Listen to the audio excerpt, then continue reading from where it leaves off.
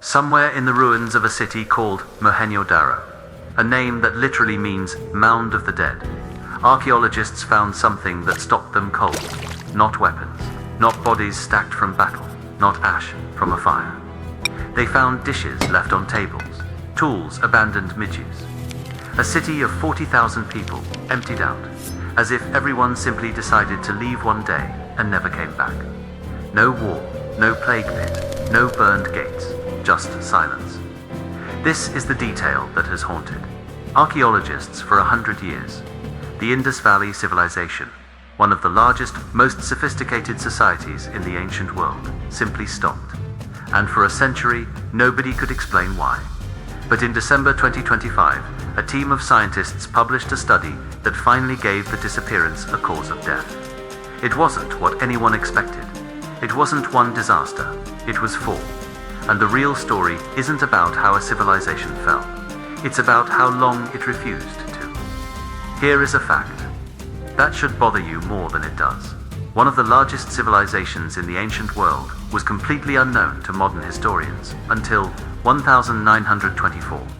For thousands of years, it sat buried under the soil of what is now Pakistan and northwest India.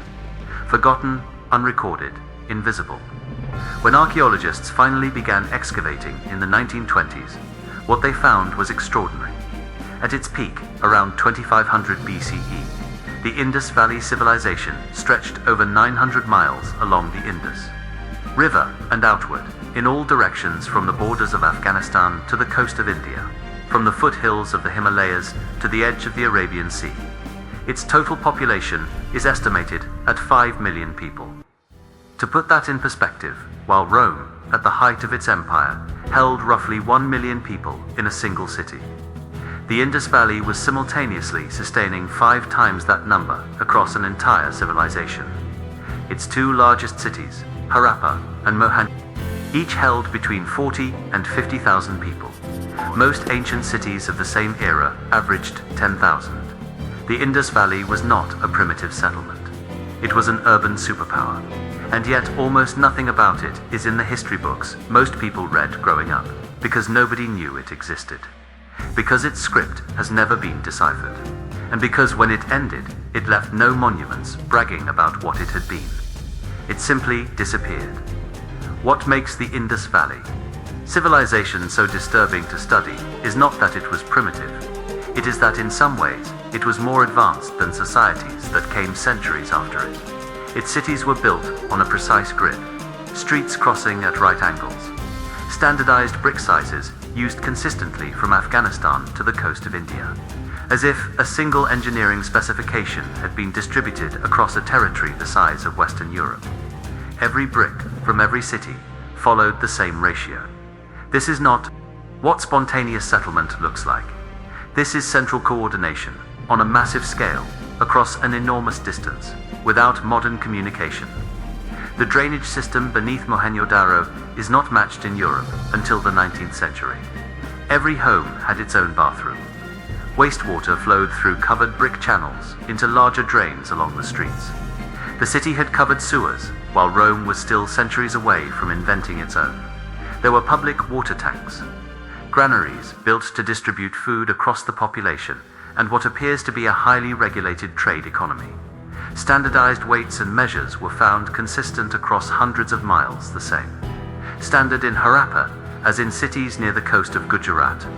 Their carnelian beads, drilled with a precision that puzzled modern engineers when they first studied them, were so valued that they were found in royal tombs in Mesopotamia, thousands of miles away. They traded as far as the Nile Valley and Anatolia. And perhaps most haunting of all, they had a written language. Thousands of clay seals inscribed with symbols, approximately 400 distinct characters, have been found across dozens of sites.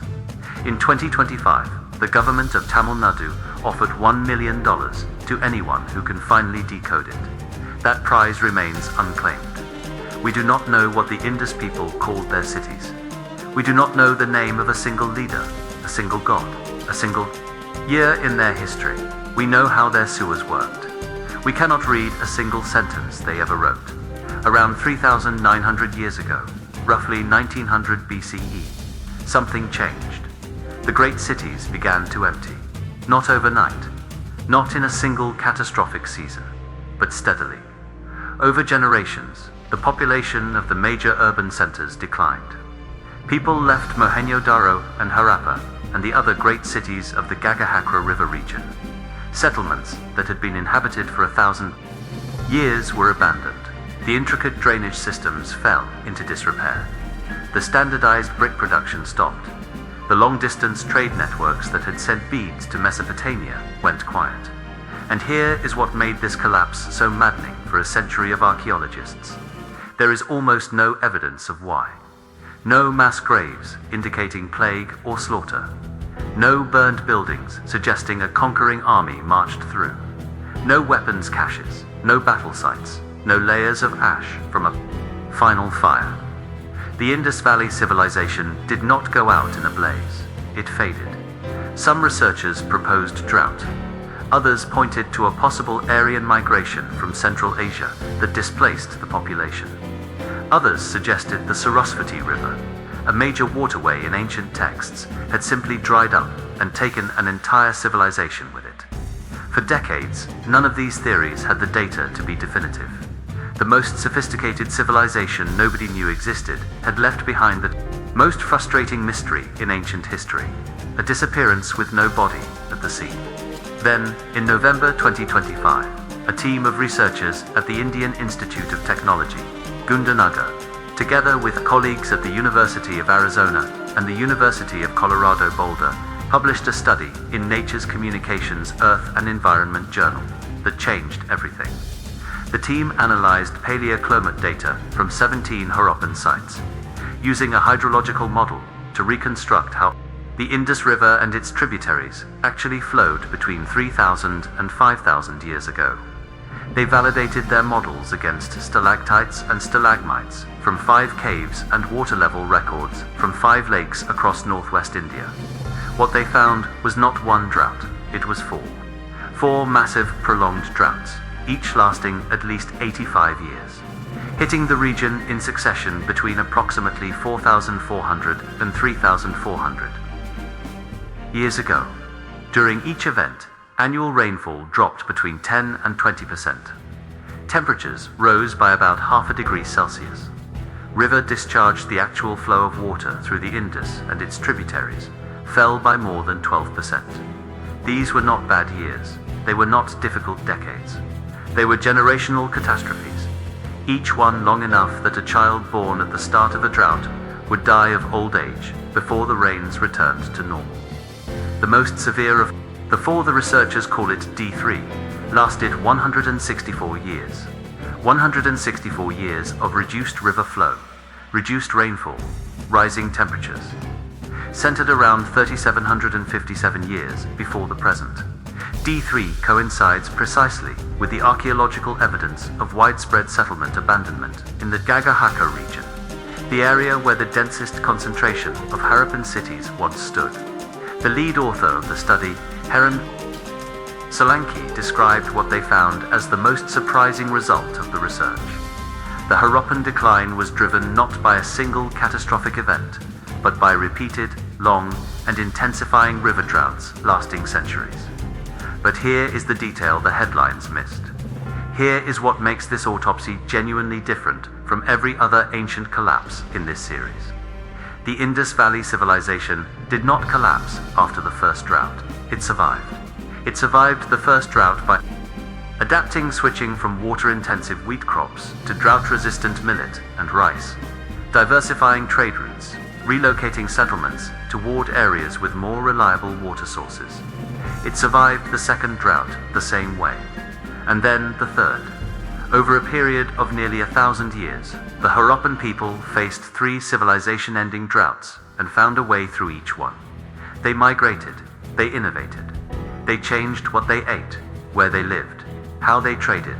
They did not sit in their cities and wait to die.